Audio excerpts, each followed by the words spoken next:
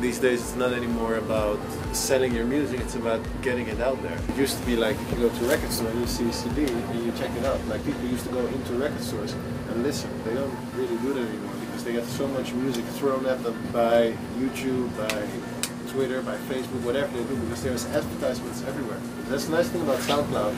It's a streaming service. If you want them to download it, you can like push a button and it's free for download. But what I love about SoundCloud is that it streams everything, and I can give my fans like an earlier listen than the people that just are learning about it or don't know about it yet. Albums are going to get leaked every time before they go on sale because that builds the hype. And if people feel like, well, labels and artists are always insecure about if it's ready, promotion's ready, blah blah, so they're always going to leak it anyway. What I've been thinking about is since that EDM listing, people always say that like artists when they go commercial, they're selling out.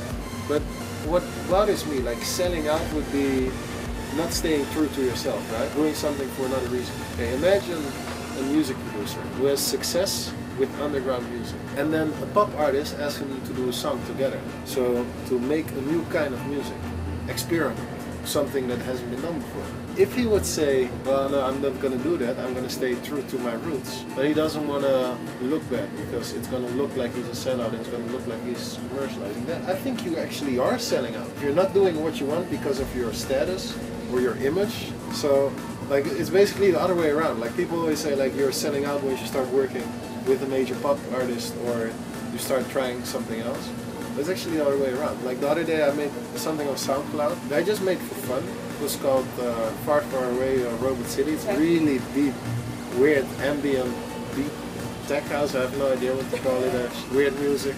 That would be more selling out than me working with a pop artist because I become cooler because I made something really cool. So that's better for my image than making a song with Pitbull. This is the first time I spoke to you about anyone. I didn't tell Tommy, I didn't tell Luke, I didn't tell anyone. Imagine you're best friends with Oprah Winfrey, and she says, I want to get into music, I want to make a song. I like music, I like singing, I want to try it. Will you help me? Would you say no because it's uncool to make a song with Oprah Winfrey? Even though it's your friend?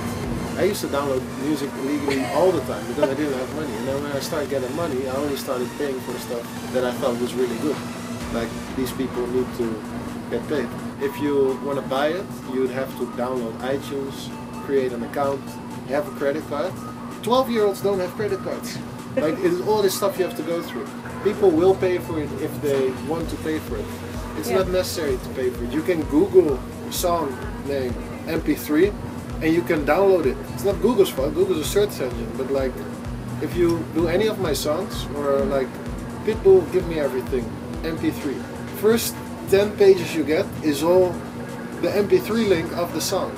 So people know how to download it legally. Like, it's only a thing of choice. If you feel like it's stealing, then you're not going to do it. Or you might do it and still buy it afterwards. It's going to be a fun future. And you're going to see a lot of stuff happening in the next 10 years.